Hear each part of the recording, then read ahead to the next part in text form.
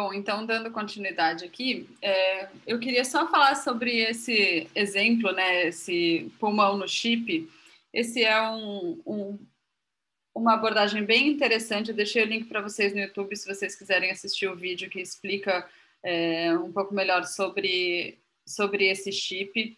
Mas ele é bastante interessante, ele simula o que acontece no alvéolo. Esses pesquisadores, eles perceberam que as culturas, mesmo as culturas de células humanas, né, de células do pulmão, quando elas estavam nessa cultura estática, ali numa placa de cultura, elas não respondiam adequadamente aos tratamentos ou aos estímulos que eles queriam testar.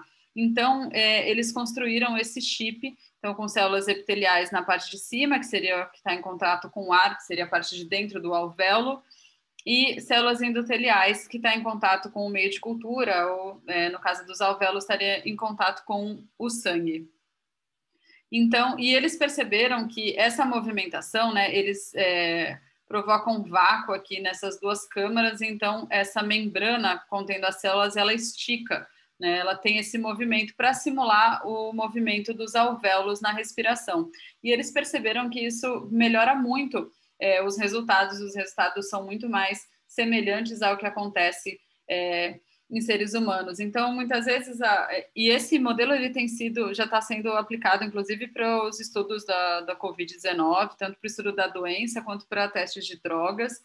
Então, isso já é uma realidade, ele já está em utilização, claro que ainda não no mundo todo, mas ele já tem sido aplicado tanto para o estudo de doença quanto para o desenvolvimento de novas drogas.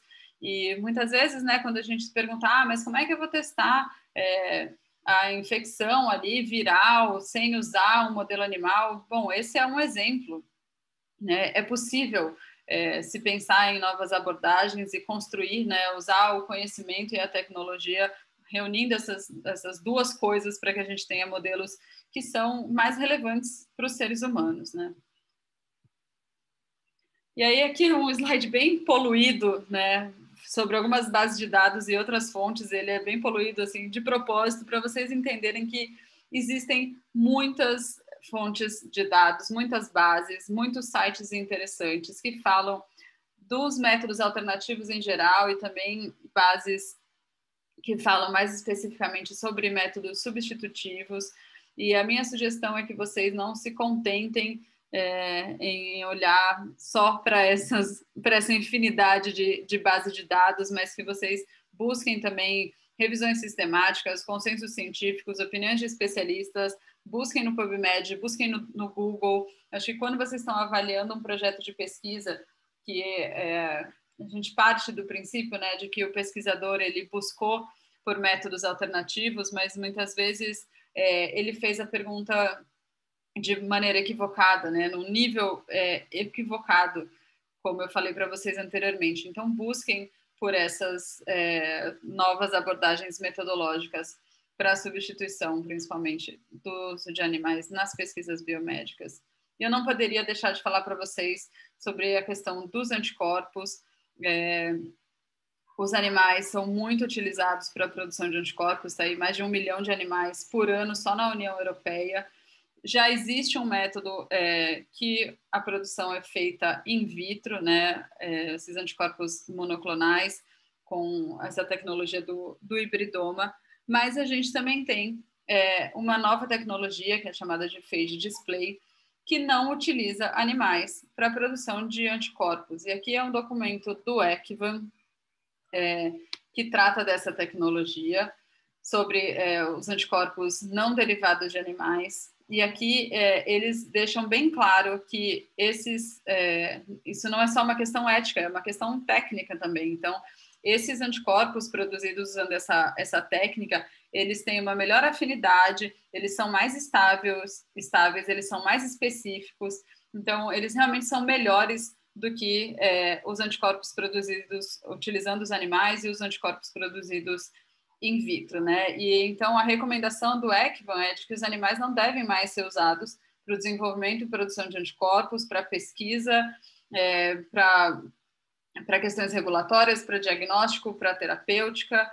e que a diretiva europeia deve ser respeitada em todos os países da União Europeia, que não devem mais autorizar o desenvolvimento e a produção de anticorpos usando a imunização de animais, né? Esse método da ACIT. Então, deixei o link também para essa publicação para vocês. E aí, trazendo para a questão do Brasil, né, é importante a gente lembrar dessa resolução normativa número 30, que fala que as propostas para atividades de ensino ou de pesquisa científica devem substituir o uso de animais por métodos alternativos quando existirem. E essa mesma resolução, ela traz essa tabela, quando eles falam sobre as justificativas, né, eles dizem que o uso de animais deve ser justificado na proposta, avaliando o mérito ético e científico versus o impacto potencial ao bem-estar animal, e que justificativas específicas devem ser dadas para procedimentos enquadrados nessa classificação ou superior, como, por exemplo, a produção de anticorpos monoclonais pelo método de ACIT. Então, quando vocês se depararem com projetos de pesquisa que propõem a utilização do método de ACIT, né, de animais para a produção de anticorpos, lembrem-se que existe essa nova tecnologia e que a lei de crimes ambientais, né, diz que é crime realizar experiência dolorosa ou cruel em animal vivo, ainda que para fins didáticos ou científicos, quando existirem recursos alternativos, né? Tanto a lei de crimes ambientais quanto a resolução normativa fala que é quando esses métodos existirem, né? Então, justificativas de rendimento, por exemplo, mas o método de ACIT com animais, ele rende mais do que o método in vitro, ou a tecnologia para a produção de anticorpos sem a utilização de animais, ela ainda é uma tecnologia cara. Bom, essa justificativa também não deveria ser aceita, porque, né, tanto na resolução quanto na lei, não diz que devem substituir o uso de animais quando os métodos alternativos forem mais baratos ou quando eles tiverem o mesmo rendimento ou rendimento superior.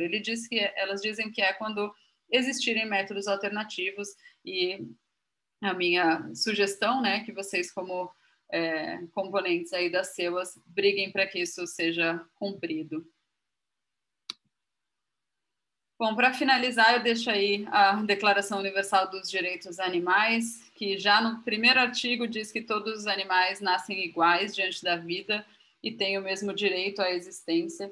E, no meu entendimento, vocês, como membros de Sociedade Protetora dos Animais, né, nas CEUAS, vocês devem ter aí todos os recursos, né, e tem um papel muito importante para que esse direito dos animais à vida e, no meu entendimento, a não participação em estudos, né, em pesquisas científicas que visam entender doenças humanas e testar medicamentos para uso humano, que esse direito à vida seja respeitado, né? Eu desejo a vocês muito boa sorte nas discussões nas CEUAS, espero que o conteúdo tenha sido útil para vocês, agradeço muito a atenção e fico à disposição de vocês. Obrigada.